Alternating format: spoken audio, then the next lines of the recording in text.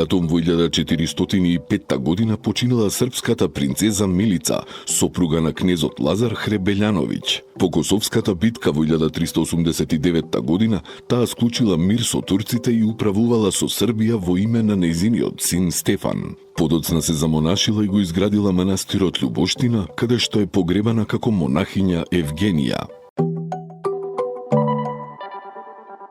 На денешен ден во 1500 година францускиот крал Луј XII и Фердинанд Арагонски потпишале таен договор во Гранада за поделба на Италија. На овој датум во 1821 година роден е Фјодор Михајловиќ Достоевски, еден од најголемите руски и светски писатели. Неговото дело е неисцрпен извор за книжевни и филозофски студии, а изврши огромно влијание врз европската литература. Злосторство и казна, Браќа Карамазови, Идиот. На овој датум во 1869 година роден е Виторио Емануел III, крал на Италија од 1900 до 1946 година. Тој го поддржувал режимот на Мусолини и бил прогласен за император на Етиопија и крал на Албанија. На овој датум во 1918 година со капитулацијата на Германија завршила Првата светска војна, во која загинале околу 10 милиони луѓе.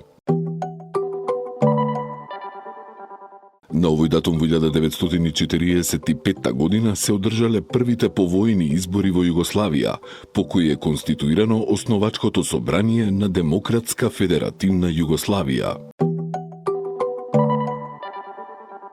На овој датум во 1975 година Ангола прогласила независност по петвековно португалско владење, а Агостиньо Нето станал нејзин прв председател.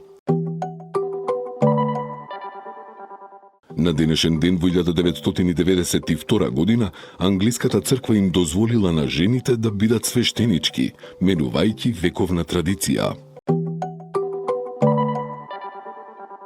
На денешен ден во 2004 година во Париз починал палестинскиот лидер Јасер Арафат, човекот кој повеќе од 3 децении ја водеше ПЛО. На денешен ден во 2010 година ирачкиот парламент го избрал Џалал Табалани за председател, а со договорот за поделба на власта завршила 8-месечната политичка криза. На овој датум во 2015 година Уставниот суд на Шпанија ја суспендирал резолуцијата на каталонскиот парламент со која започнувал процесот за отцепување на Каталонија.